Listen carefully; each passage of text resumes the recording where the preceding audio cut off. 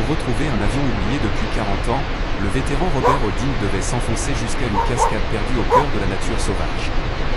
Mais plus il approchait du grondement assourdissant de l'eau, plus son seul compagnon, le chien Buddy, s'agitait, tirant frénétiquement sur la laisse comme pour l'arracher au sentier. C'est ainsi qu'il lui sauva la vie, là. Posé au beau milieu du chemin, brillait un piège à ours en acier, ses mâchoires ouvertes comme une gueule prête à se refermer. Ce piège n'avait pas été posé pour capturer un animal, mais pour protéger un secret dangereux. Robert comprit immédiatement que le gardien de ce secret rôdait encore dans l'ombre et qu'il n'était pas le bienvenu. Le silence dans les contreforts des montagnes cascades n'était pas une simple absence de bruit. C'était une présence vivante, vibrante, une couverture dense tissée d'odeurs de pin, de terre humide et de vent froid glissant entre les immenses sapins de Douglas. De loin, parfois, un cri de faucon fendait l'air, comme un rappel que la solitude avait sa propre musique. Pour Robert Holding, ce silence était à la fois un refuge et une prison. Sa petite cabane, grise et battue par les intempéries, se dressait en bordure de la forêt nationale de Gifford Pinchot, dans l'État de Washington. C'était son bastion contre un monde devenu trop bruyant, trop rapide, trop chargé de fantômes. À 58 ans, Robert était un homme façonné par les mêmes forces que les rochers et les arbres qui l'entouraient, solides, marqués, indomptables. Son corps autrefois massif s'était affiné, mais ses épaules larges et ses mains supportaient encore la trace d'une force patiente et durable. Ses cheveux bruns, coupés courts, étaient striés d'argent au niveau des tempes, et sa barbe épaisse, soigneusement entretenue, racontait des histoires de fatigue, d'épreuve et d'une gentillesse qu'il n'offrait plus qu'à un seul être, son chien. Vêtu de son éternelle chemise de flanelle bleu marine et grise, ouverte sur un t-shirt usé, d'un jean délavé et de solides bottes de travail, il se fondait dans le décor, comme s'il avait toujours appartenu à cette terre.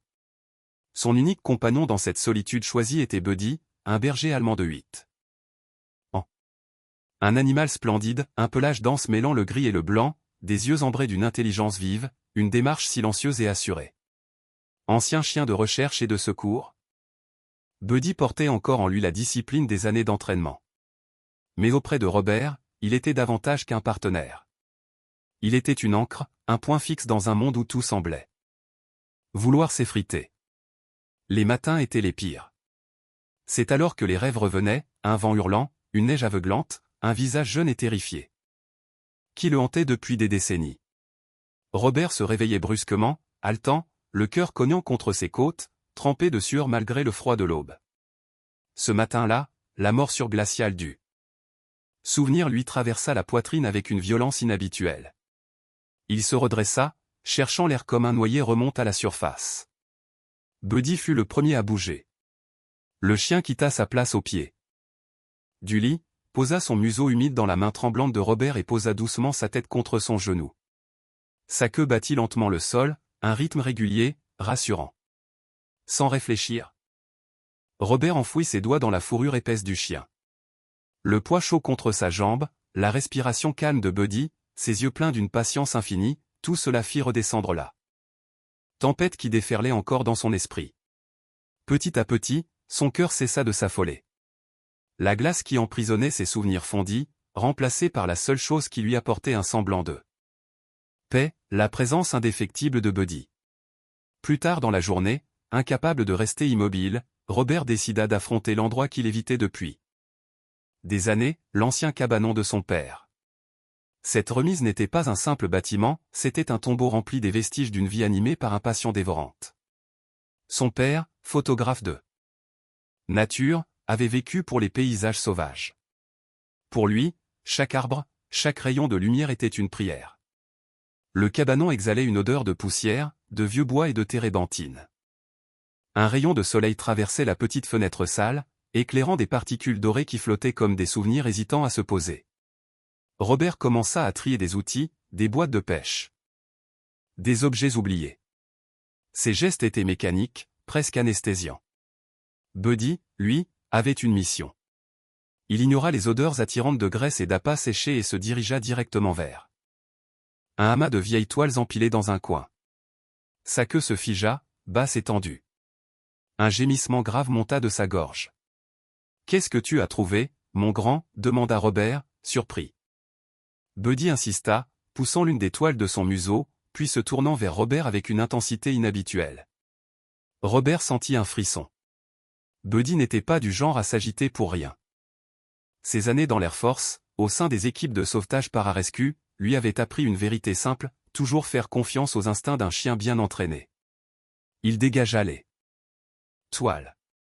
Derrière elle se trouvait une lourde boîte en métal vert foncé.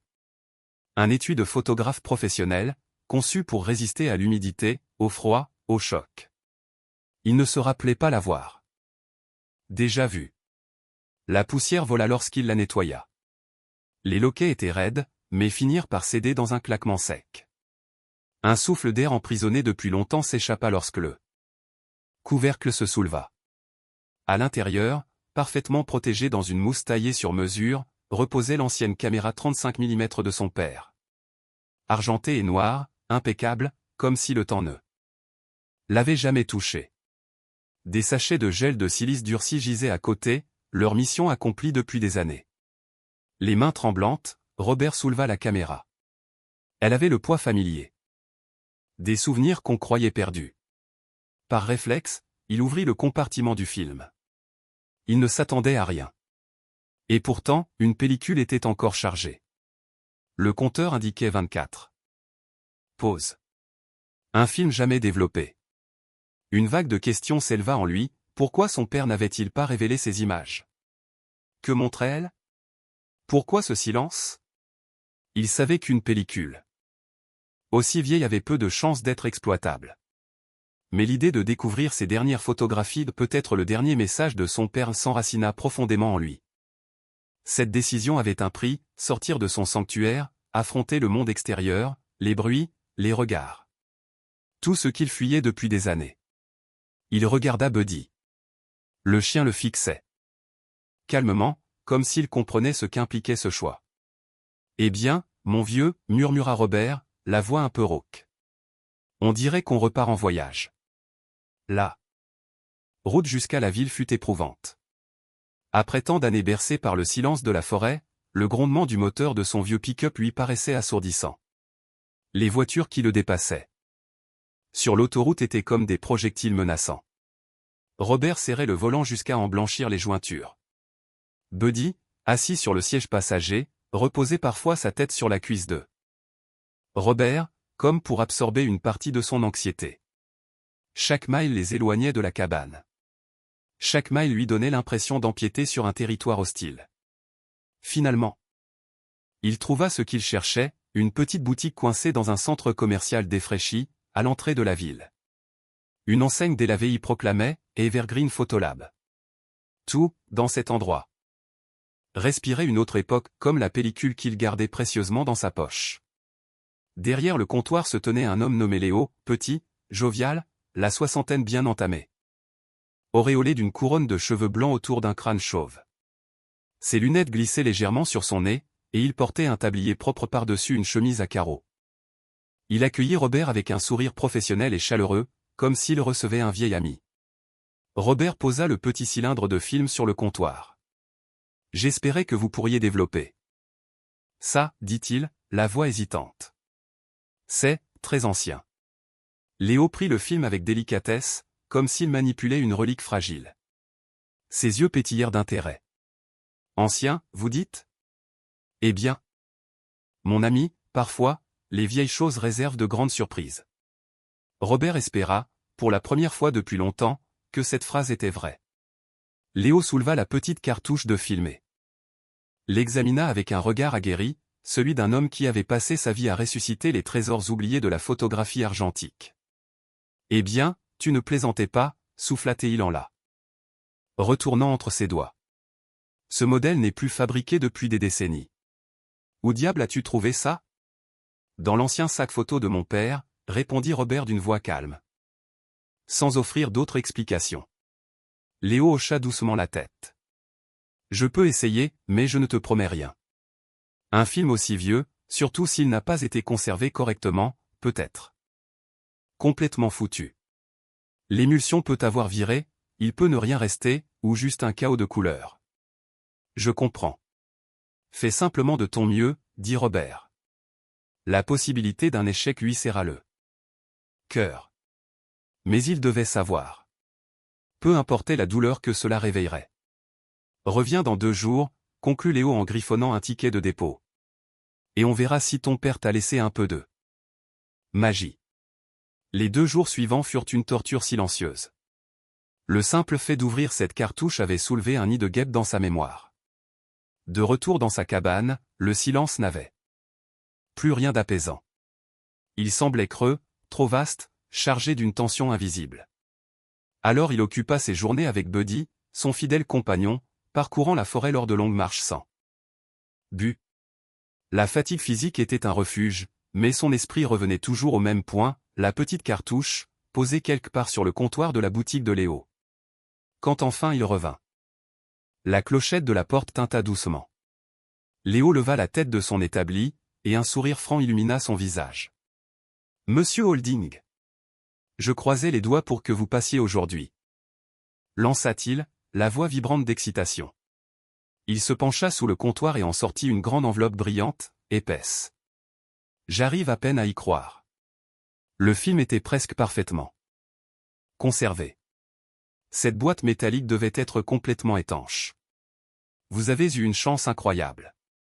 Le cœur de Robert bondit dans sa poitrine. Il prit l'enveloppe, ses doigts calleux tremblants légèrement contre le rabat.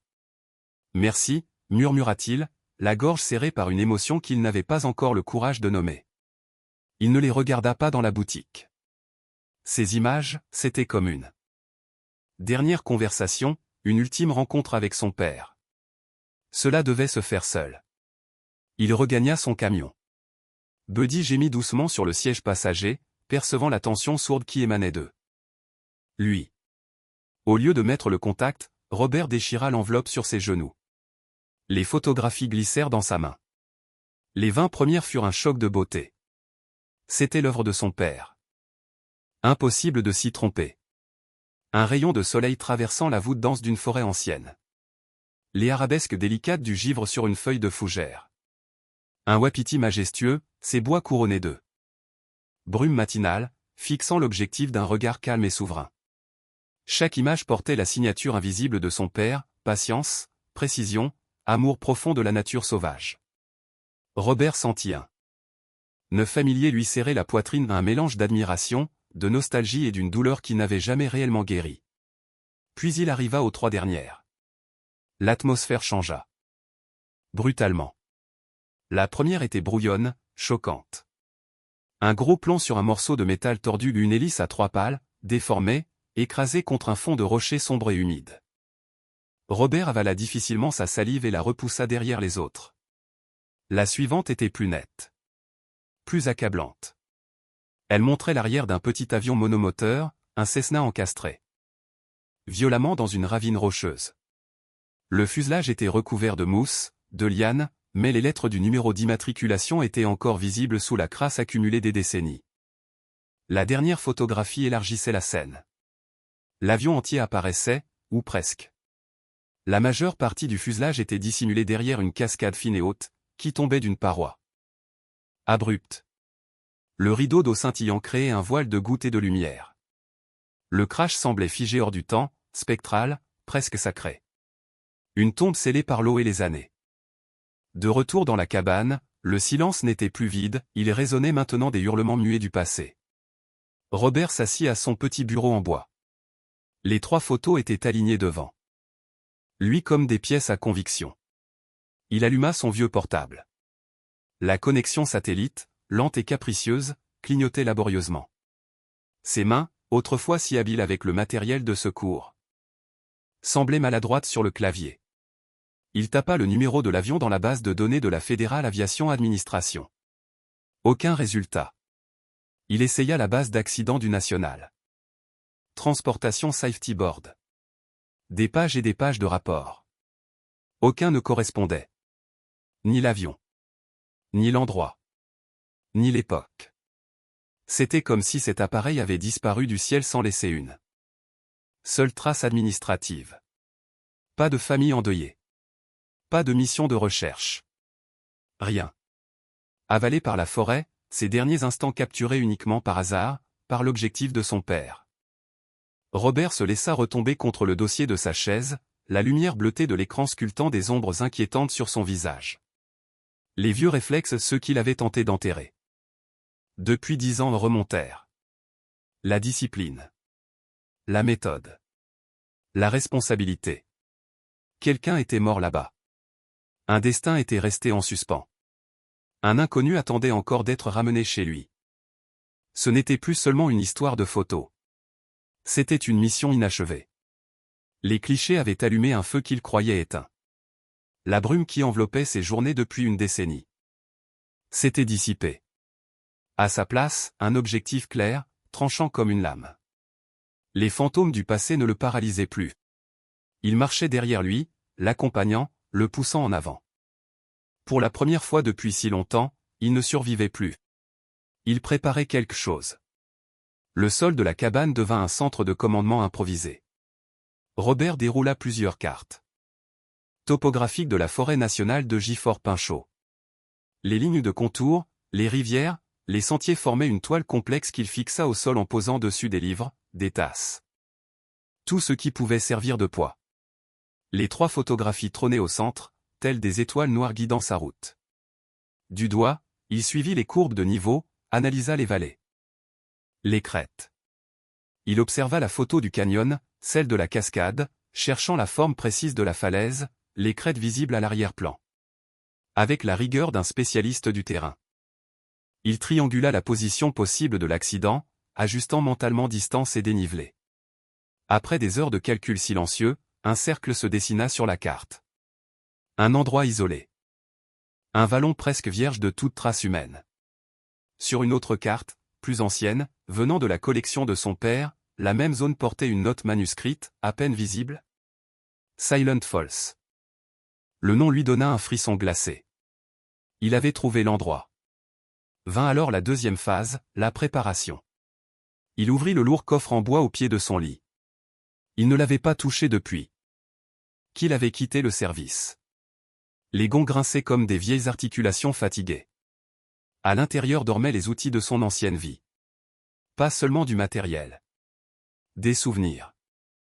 Il les sortit un à un, les alignant avec une précision presque militaire. Une corde d'escalade de 50 mètres, encore souple, son enveloppe de nylon intacte.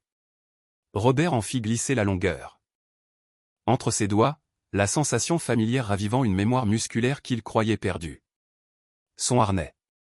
Les boucles métalliques, la sangle robuste. Puis le matériel technique. Mousqueton. Bloqueur, descendeur. Chaque pièce cliquetait doucement à mesure qu'il l'inspectait. Des retrouvailles avec d'anciens compagnons. Il rassembla ensuite son kit de premiers secours, complet. Méticuleusement organisé. Enfin, tout au fond du coffre, sous un tissu enroulé, reposait une arme enveloppée avec soin. Il la dégagea délicatement, une carabine à pompe calibre 12. Au bois patiné par les années et le service. Pour Robert, ce n'était pas une arme de combat. C'était un outil de survie, indispensable à ceux qui s'enfoncent au cœur d'un territoire habité par des ours et des pumas. Une règle fondamentale qu'il n'avait jamais enfreinte. Et qu'il n'enfreindrait pas maintenant. Car il n'allait plus seulement marcher dans la nature. Il allait entrer dans un secret que la montagne avait gardé pendant 40 ans. Un secret que son père avait immortalisé au dernier instant, sans jamais pouvoir le révéler. Robert savait désormais ce qu'il devait faire. Et rien, ni le passé, ni la peur ne pourraient l'en détourner. Il démonta méthodiquement l'arme, pièce après pièce, ses gestes précis trahissant des années d'entraînement. Il nettoya chaque élément. Avec une efficacité silencieuse, comme un rituel ancien qu'il n'avait jamais vraiment oublié. Puis il la remonta, les pièces s'imbriquant les unes dans les autres avec une série de clics nets et satisfaisants. Buddy observait tout, immobile sur sa vieille couverture posée près de la cheminée éteinte. Le chien semblait sculpté dans la pierre, seul le mouvement lent et attentif de ses yeux. Ambré trahissait sa vigilance. Il percevait parfaitement le changement chez son maître.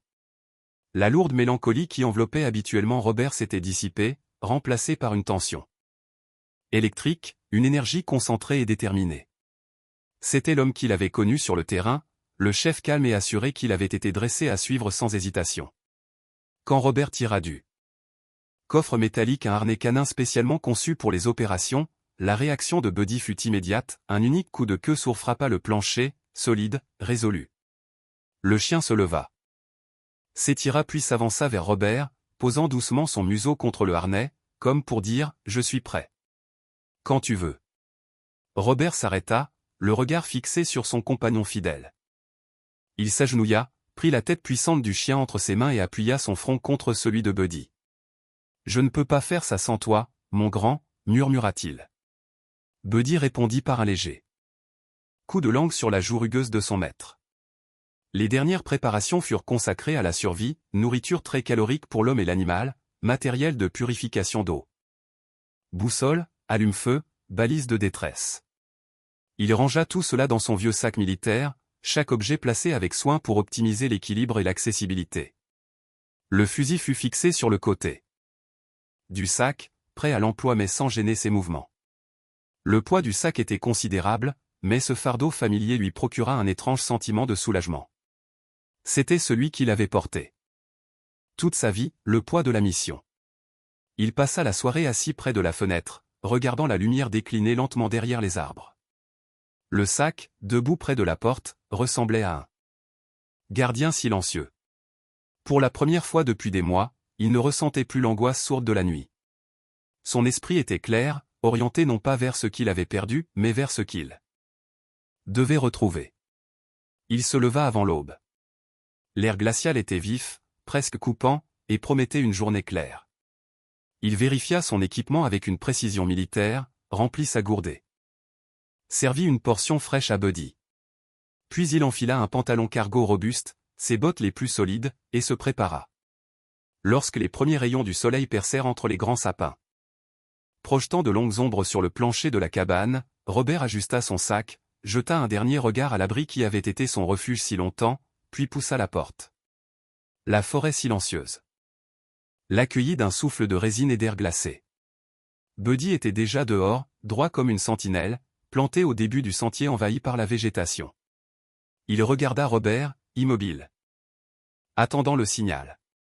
Robert hocha la tête. Il était temps. Ensemble, l'ancien pararescue et son chien loyal quittèrent les ombres du passé pour s'engager dans la lumière de leur ultime mission. La nature ne livrait jamais ses secrets facilement. Les 2 premiers jours furent une épreuve brutale qui le rappela immédiatement aux réalités de la survie. En terrain sauvage. Le sentier à peine tracé qui partait de la cabane disparut rapidement, avalé par une forêt dense et chaotique. Ils durent progresser en se guidant à la boussole et au soleil. Poussant au travers de fourrés de ronces et de massifs de mûriers sauvages, enjambant les corps moussus d'arbres géants morts depuis des décennies. Pour Robert, malgré l'effort, quelque chose ressemblait à un retour aux sources. 10 ans d'oisiveté forcée n'avaient pas réussi à effacer les réflexes profondément ancrés dans son corps. Sa démarche retrouvait peu à peu la cadence de la forêt. Il posait ses pieds avec précision, évaluait d'un regard la stabilité d'un rocher, lisait les traces discrètes laissées par les animaux. Mais il n'était plus l'homme de 28 ans qu'il avait été autrefois. À 58 ans, son dos le lançait à la fin de la première journée. Ses genoux protestaient à chaque descente abrupte. Le souffle restait court plus longtemps qu'il ne l'aurait admis. Il refoulait la douleur, la traitant comme un obstacle de plus à surmonter. Pourtant, elle lui rappelait sans pitié toutes ces années perdues non pas à cause de l'âge, mais paralysées par la lassitude et la solitude. Buddy, lui, n'était pas qu'un compagnon, il était indispensable. Le berger allemand se mouvait dans l'épaisseur végétale avec une grâce fluide, presque féline. Lorsque la végétation devenait infranchissable, Buddy trouvait toujours une faille, un passage subtil, une piste d'animaux sauvages invisibles à l'œil humain. Quand leurs gourdes se vidèrent, ce fut Buddy qui, oreille redressée, détecta le murmure d'une source minuscule jaillissant d'une paroi rocheuse que Robert n'aurait jamais remarquée. Le 3e après-midi, le rôle du chien passa de guide à protecteur. Il progressait sur une pente rocailleuse lorsque Buddy s'immobilisa brusquement. Son corps se tendit comme un arc. Sa tête s'abaissa, un grondement presque imperceptible vibra dans sa poitrine. Le poil de sa colonne se hérissa. Robert s'arrêta net. Il ne saisit pas le fusil trop bruyant, trop visible, trop risqué mais porta la main à son grand couteau, une arme silencieuse, immédiate. Il suivit le regard fixé du chien. Au début, il ne vit rien, seulement des rochers, des ombres, de la poussière. Puis une lueur de mouvement attira son attention. Sur une plateforme rocheuse, à une quinzaine de mètres au-dessus d'eux, un puma reposait, allongé, parfaitement camouflé dans la pierre. Un grand mâle. Sa queue battait lentement, paresseusement, comme s'il évaluait la scène sans réelle intention d'attaquer. Il n'était pas en chasse. Il observait. Roi silencieux de son royaume. Le cœur de Robert se serra dans sa poitrine, battant à tout rompre. Mais son entraînement prit le relais. Il ne bougea pas brusquement. Un coup de fusil aurait résolu l'incertitude. Mais il aurait trahi leur position dans cette forêt où régnaient déjà des signes troublants et un silence anormal. Il choisit la voie discrète. Il se redressa lentement, adoptant une posture large. Mais non agressive. Doucement, mon grand, murmura-t-il à Buddy. Le chien ne grogna pas, ne bondit pas. Il devint statue, corps tendu, regard fixe, une promesse silencieuse, tu ne toucheras pas à mon humain. La scène resta figée, tendue comme un fil prêt à rompre. Une minute s'écoula. Peut-être plus. Peut-être une éternité. Puis le puma décida. Un dernier battement de queue, presque méprisant. Il se leva, souple, majestueux, et glissa derrière les rochers jusqu'à disparaître, aussi silencieusement qu'il était apparu. Robert expira enfin, un souffle qu'il retenait sans s'en rendre compte. Il sentit ses jambes trembler sous l'effet de l'adrénaline. Il s'agenouilla, enlaça Buddy et enfouit son visage dans sa fourrure épaisse. Bon chien, mon Dieu, bon chien. Que ferais-je sans toi? Cette nuit-là, l'épuisement s'abattit sur lui comme une chape de plomb. Ils établirent le camp dans une petite clairière. Robert alluma un feu, minuscule, parfaitement contrôlé et plus pour apaiser son esprit que pour se réchauffer. Il fixa longuement les flammes. Au bout d'un moment, leur crépitement se transforma en un sifflement de vent. Les ombres de la forêt se mirent à ressembler aux tourbillons aveuglants d'une tempête de neige. Il n'était plus au cœur de la Gifford Pinchot. Il était de retour sur les pentes impitoyables du mont Rainier, des années plus tôt. Le vent hurlait, la glace cinglait son visage. Devant lui, un jeune grimpeur, le visage crispé par la peur et l'espoir mêlés, attendait que Robert le fixe à la ligne de sauvetage. Robert sentait encore la vibration du câble dans ses mains engourdies, entendait le rugissement du blizzard. Il revit le moment précis où une rafale monstrueuse arracha le garçon de la paroi. Son cri se perdit immédiatement dans la fureur de la tempête. Le passé se refermait sur lui comme un piège. Il se mit à respirer trop vite, trop court, une hyperventilation brutale. La forêt, la clairière, la nuit, tout vacilla autour de lui, englouti par une avalanche de souvenirs et de culpabilité. La respiration de Robert était saccadée, coupée par de petites inspirations affolées. Une sueur glacée perlait sur son front malgré la chaleur rassurante du feu qui crépitait tout près. Le monde autour de lui se dissolvait. Avalé par la blancheur aveuglante de son pire souvenir, ce gouffre intérieur où il retombait toujours sans pouvoir s'en empêcher. Dans cette spirale étouffante, un poids soudain se posa sur ses jambes. Une truffe froide vint se presser contre sa joue, insistante, presque brutale.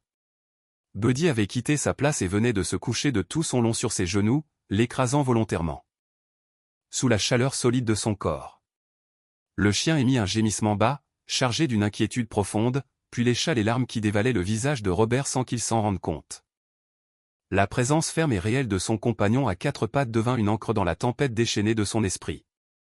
Les poings de Robert, crispés à s'en blesser les doigts, se détendirent suffisamment pour se glisser dans l'épaisse fourrure de Buddy. Il s'y agrippa comme à une bouée de sauvetage, ses jointures blanchissant sous l'effort. Il se concentra sur le souffle régulier de son chien, sur le battement lent de sa queue contre le sol, sur l'inébranlable fidélité qui brûlait dans ses yeux. Peu à peu, lentement, douloureusement, le vent hurlant dans sa tête commença à s'apaiser.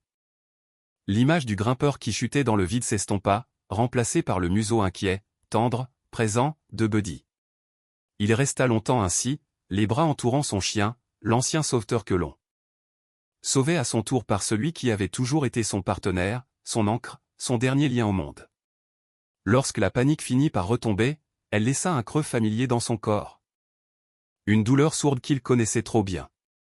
Le sentier menant aux Silent Falls était rude, glacé, implacable, mais celui menant à son propre passé était infiniment plus dangereux.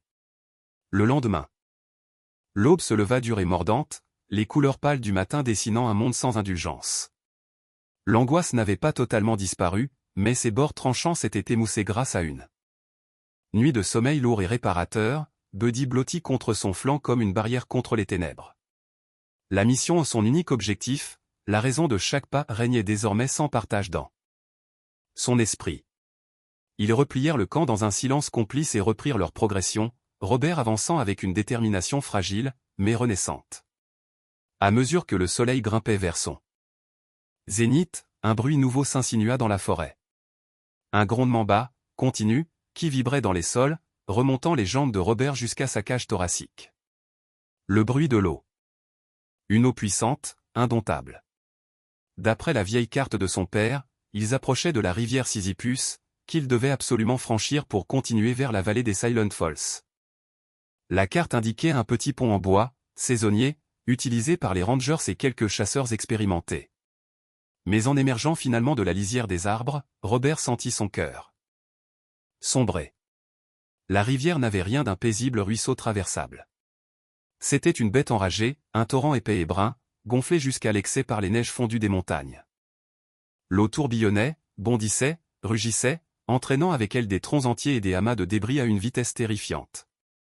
Là où le pont aurait dû se trouver, il ne restait que 2 poteaux brisés, arrachés comme des brindilles, preuve accablante de la force dévastatrice du courant. Leur progression était stoppée net. Un moment de désespoir s'abattit sur Robert. Lourd comme un coup porté au plexus. Revenir en arrière, échouer avant même d'avoir atteint son objectif, cette idée avait le goût amer de la défaite. Alors qu'il contemplait la furie du fleuve. Il lui sembla voir une matérialisation physique du chaos dans lequel son esprit basculait parfois. Il sentit un museau effleurer sa main. Buddy, immobile à ses côtés, ne regardait pas l'eau. Il fixait Robert, droit, inébranlable. La confiance totale du chien était un reproche silencieux à son doute passager.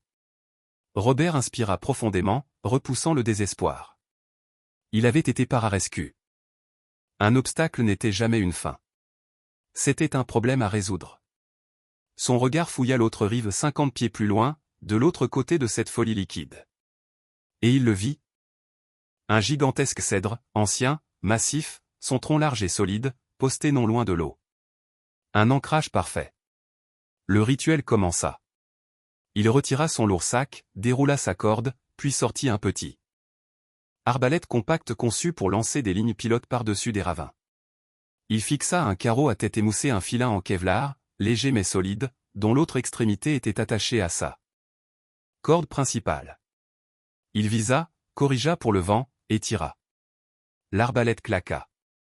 Le carreau vola droit, le filin derrière lui comme un serpent argenté, et vint se ficher profondément dans l'écorce du cèdre. Un premier succès. Pendant 1 heure, il tira la corde principale à travers le torrent. Le courant luttait contre lui à chaque instant, tentant d'emporter le filin, de le faire glisser vers les eaux déchaînées. Tous ses muscles brûlaient, la sueur piquait ses yeux, mais il ne lâcha rien. Quand enfin la corde atteignit l'autre rive, il attacha solidement son extrémité à un sapin robuste. De son côté, et la tendit jusqu'à ce qu'elle vibre comme une corde de guitare. Une tyrolienne maison, un pont de fortune, venait de naître au-dessus de la bête furieuse. Le matériel? C'était la partie simple. Il fixa son sac et les provisions à un mousqueton relié à une poulie, puis les envoya glisser vers l'autre rive. Restait l'essentiel. Il se baissa devant Buddy, lui montrant le harnais canin spécialement conçu. « D'accord, mon grand, tu dois me faire confiance. » Entièrement. Buddy émit un petit gémissement. Ses yeux fixaient la rivière, puis Robert. Il n'était pas un chien d'eau. Il savait nager, mais cela, c'était autre chose. C'était un monstre. Robert attacha soigneusement le harnais, vérifia les sangles, fixa une laisse qu'il relia à une deuxième poulie. Il le guiderait lui-même, main après main, centimètre par centimètre. Il entra dans l'eau glaciale jusqu'aux genoux. Le courant tenta immédiatement de le renverser. Il s'agrippa à la corde, les doigts crispés. « Viens, Buddy. Avec moi. » Hésitant, Buddy le suivit. Dès que l'eau atteignit son poitrail, il tressaillit, mais il garda les yeux rivés sur Robert. Alors commença la traversée. Centimètre par centimètre. Mètre après mètre. Le courant combattait chacun de leurs gestes. Le vacarme de l'eau était assourdissant, les projections glaciales leur fouettaient le visage. Ils étaient à mi-chemin lorsqu'un tronc immergé heurta violemment les jambes de Robert. Il fut arraché à sa position, basculant sous l'eau glacée. Le choc lui coupa le souffle. Il s'accrocha à la corde comme à la vie elle-même. Sa tête réémergea, haletante, suffocante. Le courant tentait d'engloutir Buddy à son tour. Le chien battait des pattes frénétiquement, paniqué. L'image du grimpeur en chute libre jaillit dans l'esprit de Robert, aussi vive qu'un éclair. La sensation de l'échec. L'irréparable. Mais il secoua la tête, rugissant intérieurement. Pas cette fois. Pas encore. Jetez, Buddy. Hurla-t-il d'une voix déchirée par l'eau. Je taillis. Une rage brûlante, faite de détermination pure, se fraya un chemin dans ses veines. Il planta ses pieds dans le fond, retrouva un semblant d'appui, puis tira de toutes ses forces. Ses muscles criaient de douleur, mais il n'écoutait qu'une seule voix, « Sauve ton partenaire. Sauve-le. » Encore un pas. Et un autre. Et un autre. Lorsqu'enfin ses bottes raclèrent le gravier de la rive opposée, il s'effondra, tirant Buddy hors de l'eau dans le même mouvement. Tous deux restèrent étendus sur la berge, haletants. Tremblants, vidés. Robert détacha le harnais et enserra Buddy contre lui, enfonçant son visage dans sa fourrure détrempée. Le chien lécha lentement sa joue, sa queue battant faiblement. Ils avaient réussi. Cela leur avait coûté une énergie colossale, mais la victoire était éclatante. En observant le torrent furieux qu'il venait de vaincre, Robert sentit une bribe de son ancienne assurance renaître. La mission serait ardue. La nature était impitoyable. Mais ensemble, lui et Buddy formaient une force que rien ne pourrait briser. Ils mirent le reste de la journée à récupérer d'eux leur épreuve. Sous un surplomb rocheux, Robert alluma un grand feu dont la chaleur les enveloppa peu à peu, dissipant le froid mordant qui leur avait envahi les os. Ils séchèrent leurs vêtements et la fourrure de Buddy lentement, patiemment. Même épuisé, Robert partagea une partie de ses rations avec son compagnon, savourant la simple présence du chien à ses côtés. Ils avaient affronté la fureur du fleuve. Et ils avaient gagné. Et dans cette victoire, Robert sentit la vie reprendre sa place, battement après battement, pas après pas, mission après mission. Accompagné de Buddy. Il se savait prêt à affronter la suite quelle qu'elle soit. Au matin suivant, ils reprirent la route avec une détermination renouvelée, entrant dans la dernière portion de leur long périple. Le paysage changeait radicalement autour d'eux. La forêt semblait soudain plus ancienne, plus profonde, plus sombre. Les arbres, gigantesques sentinelles dont les troncs noueux portaient les cicatrices de siècles de tempêtes, tissaient leurs immenses couronnes loin au-dessus du sol. Leurs branches entremêlées formaient une voûte dense qui plongeait tout le sous-bois dans une pénombre perpétuelle, comme si le soleil lui-même hésitait à pénétrer ce sanctuaire oublié du temps. Avec ce changement de décor, l'atmosphère elle aussi se transforma. La joyeuse cacophonie des oiseaux qui les avaient accompagnés durant des jours s'éteignit peu à peu. Les bruissements familiers des écureuils et des petites bêtes disparaissaient l'un après l'autre, jusqu'à ce qu'un silence profond, presque palpable, tombe sur la forêt. Ce n'était pas le calme paisible de la cabane de Robert, mais un silence tendu, vigilant, un mutisme étrange qui donnait l'impression que toute la forêt retenait son souffle. Instinctivement, Robert ralentit l'allure, posant chaque pas avec une prudence nouvelle. Ses sens, affinés par des années de mission dans des territoires hostiles, se mirent en état d'alerte. Mais ce fut Buddy qui perçut la première anomalie. Le chien s'arrêta net, les oreilles pointées vers l'avant, le nez frémissant. Il émit un gémissement interrogateur, à mi-chemin entre l'avertissement et la confusion. Robert suivit son regard. Sur le tronc d'un vieux pruche, à hauteur d'homme, était gravé un symbole étrange, un cercle traversé par une ligne verticale.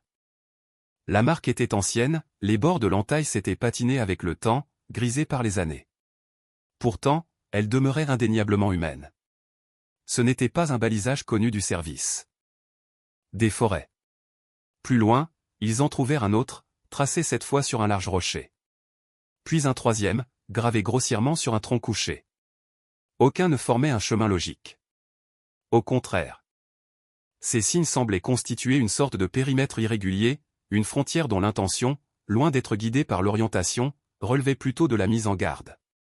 Ces marques ressemblaient moins à des indications qu'à des avertissements, comme si quelqu'un annonçait la limite d'un territoire interdit. À mesure que le jour avançait, le silence devenait plus lourd encore. Plus oppressant. Buddy aussi changea. Son pas se fit nerveux, son corps se tendit comme un arc, sa queue se figea. Lui qui d'ordinaire avançait avec une assurance imperturbable restait désormais si près de Robert que son flanc frôlait constamment la jambe de son maître. Sa vigilance fébrile était contagieuse. Robert sentait une inquiétude sourde s'insinuer dans ses propres pensées. Ils atteignirent alors une bifurcation d'un sentier de gibier à peine visible. L'une des traces descendait vers un ravin étroit et semblait indiquer un raccourci évident. L'autre contournait un éperon rocheux abrupt, imposant une montée rude et inutile. Robert vérifia sa boussole, la descente offrirait au moins 1 heure de gain. Il fit un pas vers le goulot du ravin, mais fut brusquement interrompu. Buddy s'était figé, toute griffe plantée dans le sol, refusant catégoriquement d'avancer. Il aboya un aboiement bref, tranché, chargé d'une urgence presque désespérée. Puis il poussa contre les jambes de Robert avec son corps massif, le forçant littéralement à changer de direction. Ce n'était pas une hésitation, c'était une alerte. « Qu'est-ce qu'il y a ? Mon grand ?» murmura Robert en posant une main sur l'échine crispée du chien. Buddy alternait son regard entre le chemin du ravin et la route escarpée du haut, ses poils dressés, ses gémissements. Vibrant d'une peur qu'il ne parvenait plus à dissimuler. Robert connaissait la règle d'or, toujours faire confiance au chien. Un chien entraîné percevait des menaces invisibles à l'œil humain. Il en avait été témoin des dizaines de fois sur le terrain. Ignorer un avertissement de Buddy aurait été non seulement insensé, mais potentiellement fatal. « D'accord. » céda Robert en inspirant profondément. « On va prendre ton chemin. » Le sentier supérieur se révéla un véritable supplice. Les rochers instables roulaient sous leurs pieds, les racines épaisses formaient un dédale traître. La montée était si intense que les jambes de Robert brûlaient et que sa respiration devenait douloureuse. Il leur fallut près de 2 heures pour franchir cette crête laborieuse. Lorsqu'ils retrouvèrent enfin la vallée et rattrapèrent le sentier de gibier, ils se trouvaient environ 400 mètres au-delà du ravin qu'ils avaient évité. Mais la curiosité rongeait Robert. Qu'avait-il manqué? Qu'avait senti Buddy? Après avoir donné au chien l'ordre strict de rester, il retira son sac, vérifia son arme et rebroussa chemin avec la discrétion d'un fantôme. Ses pas sur le tapis d'aiguille étaient presque inaudibles. En arrivant à l'endroit où les 2 sentiers se séparaient, il s'immobilisa. Là, au centre du passage étroit, à moitié dissimulé sous les fougères, se trouvait une énorme trappe à ours.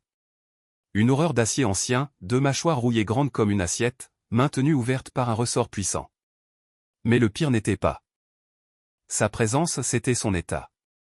La trappe avait été déclenchée. Les mâchoires s'étaient refermées avec une force monstrueuse sur une branche épaisse tombée par hasard sur le mécanisme. La branche était emprisonnée entre les dents métalliques, noircie et écrasée. Aucun animal n'aurait pu sonder ce piège sans y laisser une patte ou une jambe. Ce n'était pas l'équipement d'un trappeur. Personne ne place un piège aussi meurtrier sur un sentier humain. Cette machination n'était destinée qu'à un seul type de proie, un homme. Le sang de Robert se glaça. Il revit mentalement le symbole gravé sur l'arbre, les pierres, le silence étrange, le comportement paniqué de Buddy. Tout s'imbriquait à présent. Il n'était pas seul. Quelqu'un vivait ici, dans cette portion reculée de la forêt. Quelqu'un qui y vivait depuis très longtemps. Un être farouchement territorial, secret, obsédé par sa solitude et prêt à tuer pour la préserver. Robert recula lentement, le cœur battant. Il retourna vers Buddy, posant une main rassurante sur la tête du chien. Leur mission venait de prendre une tournure bien plus sombre et dangereuse. Désormais, la forêt n'était plus Seulement un environnement rude, fait de pierres et de racines. Elle abritait un ennemi invisible, humain, imprévisible. Chaque ombre semblait plus profonde. Chaque craquement sous leurs pas évoquait un signal d'alarme. Robert avançait avec la prudence d'un soldat infiltré. Son rôle avait changé, il n'était plus un simple secouriste en quête d'une vérité enfouie. Il était devenu un intrus au sein d'un territoire fortifié. Il garda Buddy en laisse courte, une décision cruelle mais nécessaire. Ils abandonnèrent les sentiers de gibier et s'enfoncèrent dans les bois les plus denses, où le sol spongieux atténuait leurs pas. Leur progression devint lente, harassante. L'attention constante, l'hypervigilance, pesaient sur les nerfs plus lourdement que la fatigue physique. Pendant des heures, ils avancèrent ainsi, le souffle synchronisé avec le murmure glacial du vent. Robert scrutait chaque arbre, non plus pour s'orienter, mais pour détecter des pièges. Des signes de présence humaine, un fil tendu, une empreinte, un éclat métallique, une silhouette immobile. Puis, lentement, un nouveau son se mêla au silence. Au début, ce n'était qu'un frémissement. Une vibration sourde, presque imperceptible. Mais plus il marchait, plus le bruit s'amplifiait, devenant un grondement régulier, la chute d'eau vers laquelle il marchait depuis des jours. Comme si cette mélodie aquatique dissipait un sort, Buddy changea encore.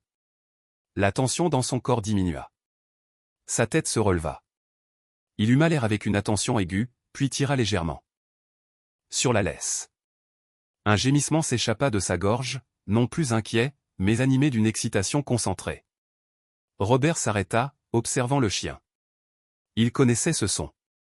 Ce n'était pas un avertissement. C'était l'appel d'un pisteur qui venait de capter quelque chose. « Qu'est-ce que tu sens, mon grand » souffla Robert. Buddy tira de plus belle, son regard fixé vers la direction du tonnerre aquatique. Robert prit une décision. Malgré le danger qui planait encore sur leurs pas, malgré l'homme inconnu qui rôdait peut-être entre les arbres, leur mission primait. Il détacha la laisse. Buddy s'élança aussitôt au pas en courant, mais à un trot déterminé, sûr, précis. Le museau collé au sol, il serpentait entre les troncs, guidé par une certitude instinctive. Robert sentit son cœur s'accélérer. Le moment qu'ils attendaient depuis le début de leur expédition approchait. La vérité se trouvait quelque part devant eux, enveloppée dans le rugissement du torrent et le souffle ancien de la forêt. Il suivit Buddy, prêt à affronter ce que le dernier détour de leur voyage leur réservait. Buddy avançait avec une assurance presque surnaturelle. Guidé par un instinct affûté par des années d'entraînement. De temps à autre, il se retournait pour s'assurer que Robert suivait, ses yeux attentifs brillant d'une détermination silencieuse. Robert, lui, avait oublié sa fatigue, tout son être s'était tendu vers une seule chose, la poursuite. Il connaissait par cœur les capacités de son compagnon. Buddy ne suivait pas la trace d'un animal. Le chien était entraîné pour percevoir des odeurs que les humains ne pourraient jamais déceler, la terre retournée, les fibres d'un vêtement ancien, les relents ténus de restes humains, et surtout, ces effluves fantomatiques d'essence d'aviation et de métal oxydé et des traces qui, bien que presque effacées par le temps, brûlaient encore comme des balises dans l'univers olfactif d'un chien comme Buddy. Ils avançaient à moitié en courant, trébuchant parfois dans les racines tortueuses, les fougères denses et les branches basses qui semblaient vouloir retenir leur passage. Le grondement de la cascade s'intensifiait, devenant peu à peu un rugissement total, un vacarme qui avalait tous les autres sons. Une brume fraîche commença à flotter entre les troncs, se déposant en voile humide sur la peau de Robert et sur le pelage gris et blanc de Buddy. Le sol se transforma soudain en une pente abrupte, plongeant vers un canyon étroit et rocheux. Buddy s'arrêta juste au bord du précipice. La queue immobile, le museau pointé vers l'abîme. À travers un rideau de fougères et de mousse ruisselante, la cascade apparut enfin, les Silent Falls. Le spectacle était saisissant. D'une beauté presque déchirante. Une immense rivière d'eau blanche se jetait d'une hauteur de plus de 100 mètres, bondissant d'un mur de pierre lisse avant de s'écraser dans un bassin émeraude, projetant dans l'air une bruine perpétuelle. Le lieu semblait suspendu hors du temps. La scène était presque identique à celle de la vieille photographie de son père. Et pourtant, il n'y avait aucun avion. Le cœur de Robert se serra, lourd d'un découragement brutal. S'était-il trompé? Avait-il entraîné Buddy jusque dans ce péril pour une illusion nourrie par la nostalgie et le désespoir? Un instant, il sentit la honte et l'amertume envahir son esprit. Mais Buddy, lui, ne fléchit pas. Il aboya un seul aboiement, clair, tranchant comme une injonction. Puis il s'engagea dans une descente dangereuse, ses griffes trouvant solidement prises là où les bottes de Robert glissaient. Le chien ne se dirigeait pas vers le bassin, mais longeait la paroi du canyon, s'enfonçant dans un rideau épais et épineux de ronces sauvages. Robert se força à suivre, en dépit des épines qui lacéraient sa chemise et griffaient ses avant-bras. Il écarta les dernières branches et s'immobilisa. Net. Devant lui, enfoui dans une anfractuosité de la falaise, protégé par un surplomb rocheux et avalé presque entièrement par la forêt, reposait l'épave du Cessna. L'avion était incliné à un angle horrible, comme un animal abattu dans sa chute finale. Son nez avait été littéralement englouti par la terre. Une aile manquait, arrachée net et projetée à une dizaine de mètres. Le fuselage, autrefois d'un blanc éclatant, portait maintenant les teintes sombres et organiques de la forêt, vert de mousse, brun de rouille, gris de lichen. Ce n'était plus une machine. C'était un tombeau. Un monument silencieux dédié à une tragédie oubliée, refermé par 40 années de solitude. Robert resta immobile, absorbé par la scène. La cascade grondait derrière lui comme un chant funèbre. La brume fraîche lui caressait le visage. Il ne ressentait ni triomphe ni euphorie. Seulement une immense tristesse, profonde et tranchante. Il posa la main sur la tête de Buddy, ses doigts se perdant dans le pelage humide. « Tu l'as trouvé, mon grand » murmura-t-il d'une voix étranglée. « Tu l'as vraiment trouvé. » Il resta là de longues secondes, témoin silencieux d'un secret que la nature avait conservé avec une fidélité presque sacrée. Ce lieu n'était pas simplement un accident oublié, c'était un sanctuaire funèbre, un espace chargé de mémoire et de deuil. Avec un souffle long, il laissa son esprit glisser dans l'attitude professionnelle qu'il connaissait par cœur, respect, méthode, vigilance. Il donna à Buddy l'ordre de rester. Le chien s'assit aussitôt. Digne et immobile, comme un gardien veillant sur la sépulture métallique. Robert s'approcha du cockpit. Le métal rouillé gémit sous ses pas. Le pare-brise en plexiglas avait disparu depuis des décennies, laissant une ouverture béante. L'intérieur était un champ de ruines, sièges réduits à leur squelette métallique, mousse pourrie, tissu dissous par l'humidité. Une fine couche de mousse verte recouvrait presque toutes les surfaces. Et là, sur le siège du pilote, maintenu encore en place par les lambeaux d'une ceinture décomposée, se trouvaient les restes du pilote. Le spectacle était sombre, mais Robert ne ressentit aucune frayeur. Seulement un profond respect. Il s'agenouilla, baissa la tête et offrit une prière silencieuse pour cet homme mort seul, oublié. Dans le froid éternel de la forêt. Son regard expérimenté fouilla ensuite l'intérieur de la cabine. La plupart des objets avaient été réduits en boue ou en poussière par le temps.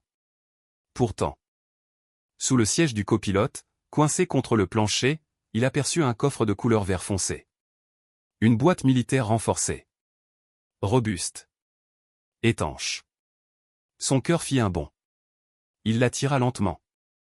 Sentant sous ses doigts les bosses, les rayures, le métal froid conservé à travers les saisons. Les loquets étaient presque soudés par la corrosion, mais après plusieurs secondes d'effort, ils cédèrent d'un craquement sec. Une bouffée d'air ancien s'échappa, une odeur non de mort, mais de vieux papier, de cuir, de secrets gardés intacts. À l'intérieur, niché dans une mousse devenue poudre, se trouvait un objet unique, un journal, relié de cuir. Robert le souleva comme s'il portait un artefact précieux. Le cuir, bien que durci et assombri, avait survécu. Il ouvrit la couverture. Les pages, jaunies, friables, portaient une écriture bleue, délavée mais toujours lisible. Sur la première page figurait un nom, Daniel Monroe 1978. Robert s'assit sur un tronc couvert de mousse face à la cascade, le journal sur ses genoux, et se mit à lire. Ce qu'il découvrit fit frissonner son âme. Daniel Monroe n'était pas pilote. C'était un journaliste d'investigation venu de Seattle. Ses premières notes, élégantes et précises, décrivaient une enquête à haut risque. Il poursuivait une multinationale du bois, accusée de déboiser illégalement des zones protégées. D'acheter le silence de fonctionnaires fédéraux. Les premières pages révélaient des frustrations, des filatures, des sources apeurées. Puis venait la révélation, un employé mécontent lui avait remis des cartes secrètes, des preuves comptables, un dossier complet de corruption. Monroe avait alors écrit qu'il tenait enfin son histoire. Ensuite, les pages devenaient plus sombres. Il décrivait des voitures inconnues stationnées près de chez lui. Des cliquetis récurrents sur sa ligne téléphonique. Une sensation d'être surveillé en permanence. Il savait que prendre un vol commercial serait trop risqué. Il avait donc loué un petit Cessna dans un comté voisin et déposé un faux plan de vol vers l'Idaho pour brouiller les pistes. Sa véritable destination, un confrère de confiance en Oregon. Capable de publier l'enquête immédiatement. Dans sa dernière entrée, Monroe avouait ses craintes. Il soupçonnait que l'avion avait été saboté. Il avait inspecté lui-même l'appareil. Mais admettait ne pas être mécanicien. Il exprimait un mauvais pressentiment à propos de l'ELT, la balise de détresse que le technicien avait qualifiée de « commutateur défectueux ». Puis il écrivait une phrase déchirante. « Si le pire arrive, si personne ne me retrouve, j'espère que quelqu'un découvrira ceci. La vérité doit sortir. » La date, 12 octobre 1978. Un détail frappa Robert de plein fouet, la tempête historique de ce jour-là. Il s'en souvenait. Son père en parlait souvent. Une tempête qui avait brouillé les radars, noyé les pistes. Effacé toute trace. En refermant lentement le journal, les mains tremblantes, Robert comprit tout. Monroe n'était pas mort dans un accident, il avait été réduit au silence. Le faux plan de vol avait envoyé les secours dans un autre état. L'émetteur saboté n'avait rien transmis. La tempête avait achevé d'effacer toute trace. Le secret n'était resté entier que parce que la forêt, dans son indifférence, avait refermé ses bras autour de l'avion. Robert leva les yeux vers la carcasse tordue, puis vers la cascade, ce gardien immuable qui avait veillé 40 ans sur un crime enfoui. Il comprit alors que sa mission venait à peine de commencer. Il n'était pas venu seulement pour retrouver un corps. Il était venu récupérer la vérité. Et désormais, il en portait la charge. Le monde sembla basculer autour de lui.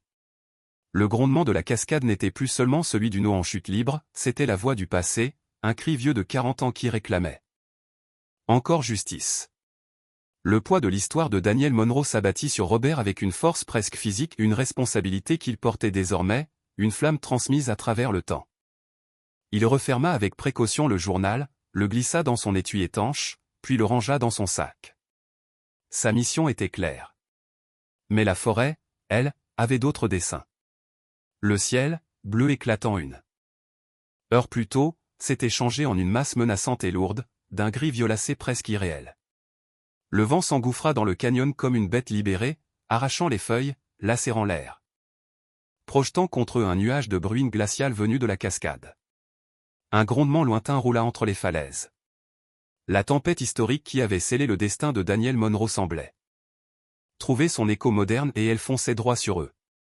On doit trouver un abri, Buddy, cria Robert pour couvrir la montée du vent. La mince tente dans son sac ne survivrait pas 2 minutes. Son regard parcourut les lieux désespérément, jusqu'à s'arrêter sur la seule option viable, le fuselage brisé du Cessna. Un choix sinistre, une sorte de tombeau, mais leur unique refuge. Il aida Buddy à grimper dans l'habitacle étroit, puis se glissa à son tour dans la carcasse juste avant que les premières gouttes lourdes ne s'écrasent au sol. La pluie se déchaîna aussitôt. Violente, brutale, transformant le monde extérieur en un rideau gris uniforme. Chaque impact résonnait contre la mince peau d'aluminium, un vacarme assourdissant qui vibrait dans ses os. Au-delà du pare-brise éclaté, tout n'était que tourbillon à queue.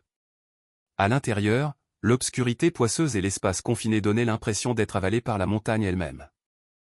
Robert et Buddy se serrèrent l'un contre l'autre. Odeur de rouille, de terre détrempée, de métal abandonné depuis des décennies. Peu à peu, ses yeux s'habituèrent à la pénombre. C'est alors qu'il aperçut un mouvement. Une silhouette détacha son ombre de l'avant du cockpit, comme un fantôme se matérialisant lentement. Un homme. Ou ce qu'il en restait. Vieux, décharné, vêtu de couches de vêtements déchirés et dépareillés. Une barbe grise emmêlée lui tombait sur la poitrine, et ses cheveux en bataille formaient une couronne sauvage autour d'un visage si creusé qu'il semblait sculpté dans du bois mort. Mais ce furent ses yeux qui paralysèrent Robert, pâle, hanté, brûlant d'une peur animale mêlée à une fureur désespérée.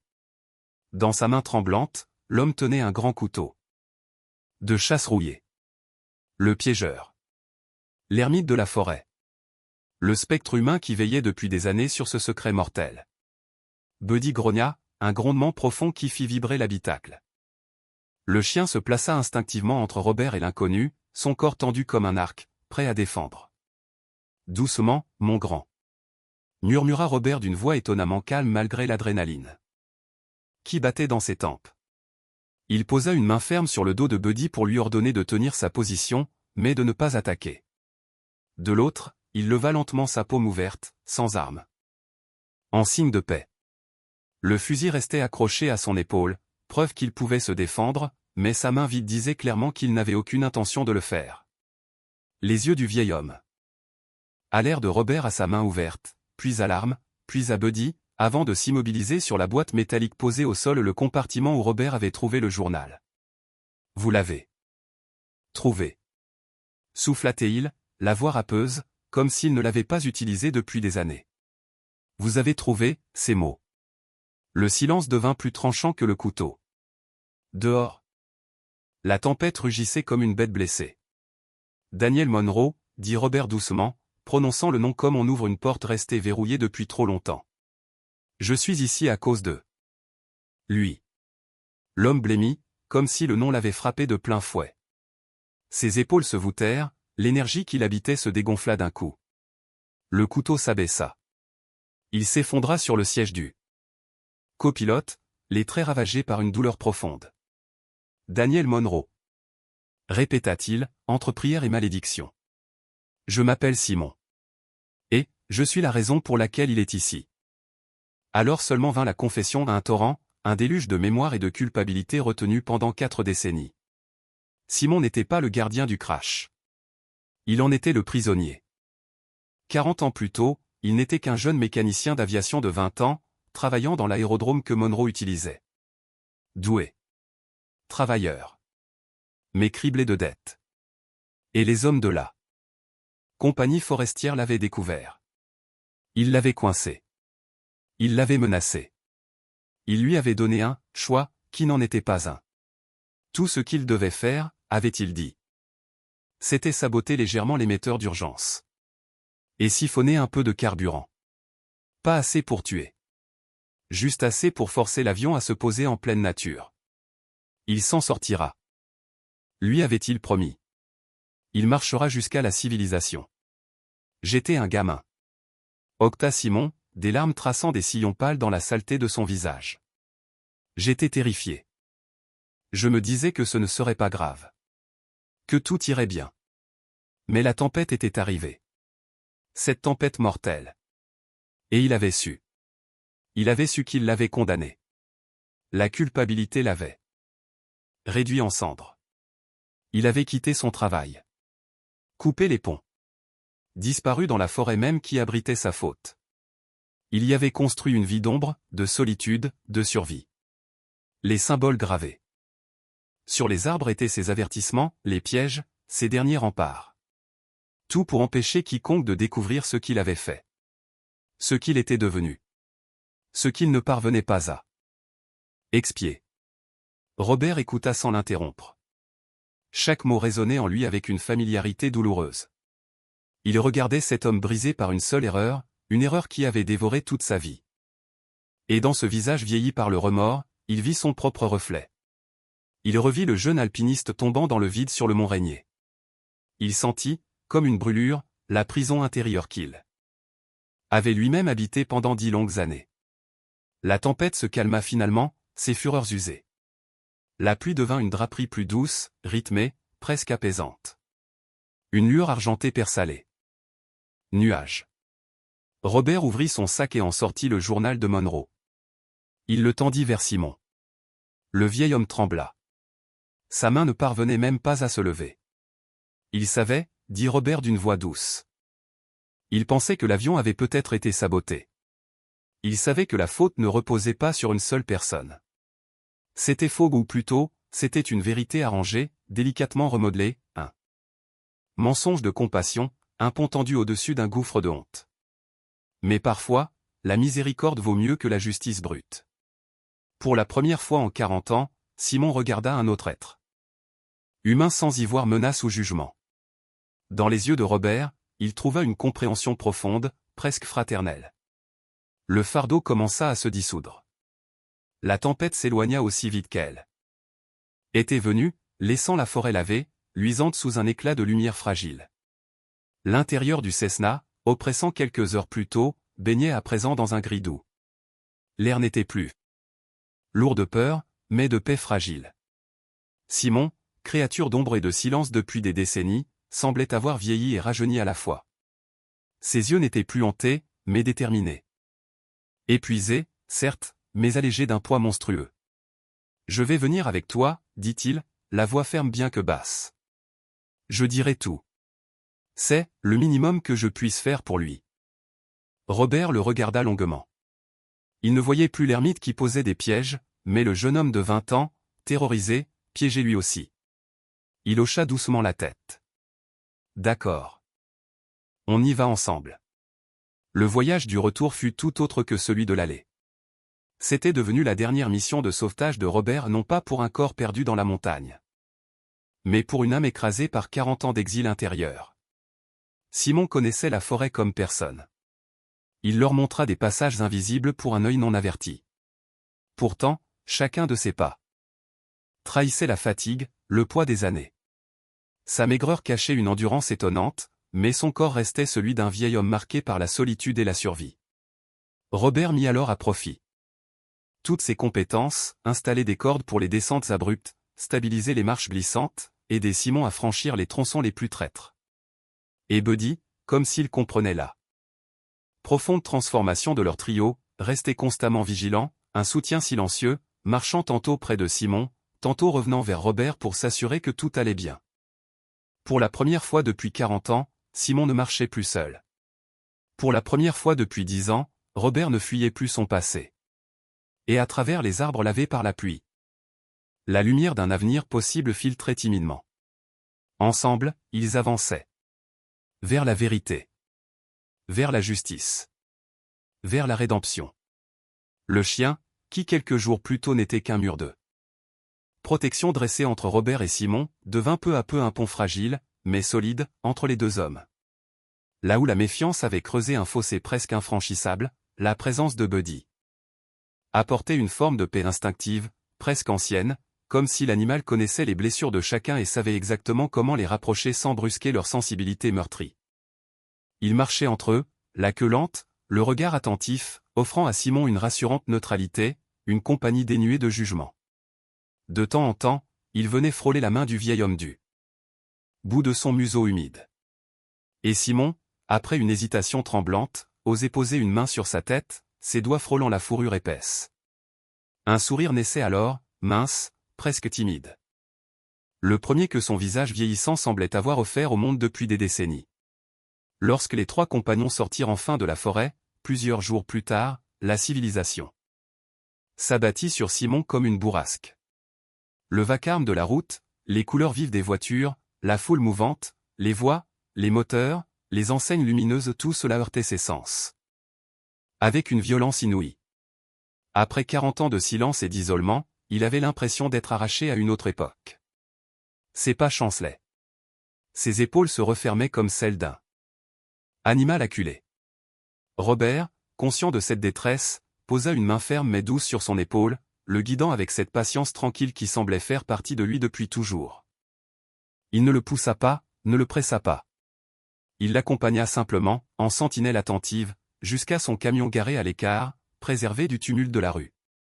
Pourtant, leur première destination ne fut ni le bureau du shérif ni le bâtiment du procureur. Robert s'arrêta d'abord devant l'enseigne discrète d'un petit cabinet d'avocats, tenu par un juriste de confiance, un homme intègre qui connaissait la valeur de la vérité même lorsqu'elle dérangeait. Là, dans ce bureau au parfum de vieux dossiers et de bois ciré, l'histoire de Daniel Monroe fut enfin confiée à ceux qui avaient le pouvoir et le devoir de la mettre au jour. Son journal, protégé pendant 4 décennies par la roche, la mousse, les pluies et le silence, devint soudain une pièce maîtresse. Et aux côtés de ce carnet usé se tenait un témoin vivant, Simon, le dernier homme à avoir vu Monroe en vie. Le récit, lorsqu'il fit surface dans les mains d'un procureur de l'État et d'un journaliste chevronné d'un grand quotidien de Seattle, n'eut rien d'une simple anecdote locale. Ce fut un séisme. Une onde gigantesque, brutale, qui traversa le nord-ouest américain et bien au-delà. Le journaliste disparut. Le complot industriel, les preuves oubliées, le vieil ermite revenu de nulle part, tout dans cette affaire avait la force d'un drame épique, d'une injustice trop longtemps enfouie. Une enquête officielle fut ouverte. La compagnie forestière, bien qu'elle ait aujourd'hui changé de propriétaire, ne put se dérober au poids de ses crimes. Les preuves accumulées et le journal. Les traces du crash, les lieux de coupe illégale, le témoignage de Simon a formé un dossier aussi solide que la montagne elle-même. Sous la pression populaire, sous l'indignation nationale. Sous la rage des familles et des défenseurs de l'environnement, la justice frappa. L'entreprise fut contrainte de payer des amendes colossales et de financer un vaste programme de reforestation sur les terres qu'elle avait dévastées en secret. Quelques semaines plus tard, une expédition de récupération, menée par Robert, retourna à Silent Falls. Cette fois, ils n'étaient pas des explorateurs solitaires tentant de réveiller un fantôme, ils étaient des porteurs de justice, déterminés à offrir à Daniel Monroe ce qu'il n'avait jamais eu, une sortie digne de l'ombre. Les restes du journaliste furent ramenés hors de la forêt avec un respect solennel, enveloppés non seulement dans des draps mortuaires, mais dans la reconnaissance d'une nation entière. Une cérémonie fut organisée. On y retrouva des reporters, des militants écologistes, et quelques membres éloignés de la famille Monroe, des cousins, des petits-neveux, des gens qui ne l'avaient jamais connu, mais qui portaient malgré eux la douleur d'une disparition inexpliquée transmise de génération en génération. Sur leurs visages, on lisait la gratitude, le chagrin, mais surtout la délivrance. Daniel Monroe n'était plus un homme effacé par le temps, un nom oublié au bas d'un vieux dossier. Il était devenu un symbole, celui d'un homme mort pour la vérité. Durant toute cette période, Robert demeura en retrait, une présence solide et discrète, comme un pilier silencieux sur lequel les autres pouvaient s'appuyer. Il observa Simon rasé, coiffé, vêtu de vêtements neufs affronter les caméras et les regards avec un courage qui semblait presque miraculeux. Le vieil homme parlait d'une voix faible mais ferme, chaque mot un pas vers sa propre libération. Sa confession devint la dernière pièce du puzzle, la clé qui verrouilla pour de bon l'histoire de Monroe dans le domaine de la justice et non plus dans celui de la rumeur. Robert vit aussi les larmes de soulagement dans les yeux des parents lointains de Monroe, ces gens qui avaient grandi avec un mystère pesant sur leur vie. Et il sut, à cet instant précis, qu'il avait accompli sa mission. Il avait ramené quelqu'un à la maison. Pas seulement un corps, mais une vérité, un nom, une mémoire. Quelques semaines plus tard, un soir d'automne, Robert était assis sur le porche de sa cabane. L'air était vif, parfumé de résine et de terre humide. Les feuilles des érables et des bouleaux viraient aux ors, au cuivre et au pourpre, et le soleil couchant embrasait les crêtes des cascades comme une ligne de braise. Buddy reposait à ses pieds, la tête posée sur ses pattes, l'air profondément serein. Les cauchemars ne l'avaient pas abandonné complètement, mais ils avaient changé de nature. L'image de ce jeune alpiniste glissant dans le vide sur les pentes glacées du mont Rainier restait en lui, comme une cicatrice que le temps ne pourrait jamais vraiment effacer.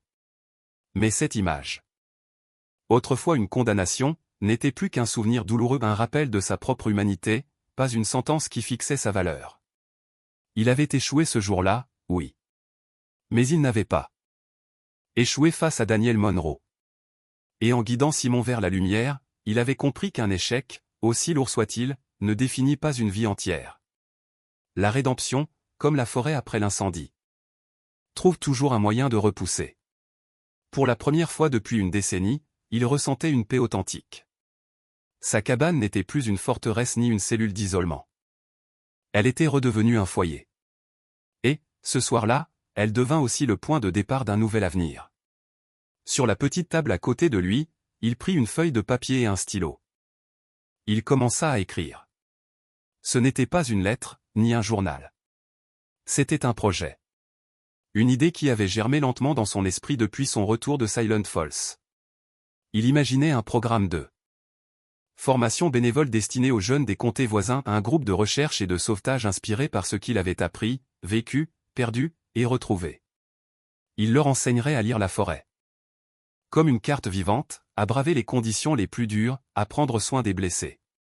Mais surtout, il leur apprendrait ce que personne ne lui avait enseigné à l'époque, comment revenir d'une mission, comment porter le poids du possible, comment survivre non seulement au danger, mais à la culpabilité, à la solitude, au silence. Il leva les yeux vers l'immensité sauvage qui s'étendait. Devant lui des montagnes abruptes, des vallons boisés, des rivières serpentant comme des rubans d'argent. Cet environnement avait failli le détruire, mais il lui avait aussi offert une seconde naissance. Il était entré dans cette forêt pour retrouver l'histoire d'un homme mort. Et c'est là, parmi les ombres et les éclaircies, qu'il avait enfin retrouvé sa propre voix. Dans la fidélité silencieuse d'un animal, nous découvrons parfois la force nécessaire pour affronter notre passé. L'histoire de Robert et Buddy nous rappelle que le chemin de la guérison n'est jamais parcouru seul. Et que notre véritable but surgit souvent au moment où l'on s'y attend le moins. Si ces récits de courage, de loyauté et de renaissance résonnent en vous, alors vous faites déjà partie de notre communauté. N'hésitez pas à partager vos impressions dans les commentaires et à vous abonner pour soutenir la création de nouvelles histoires. Une nouvelle aventure vous attend, il vous suffit de cliquer sur la vidéo qui vient d'apparaître à l'écran.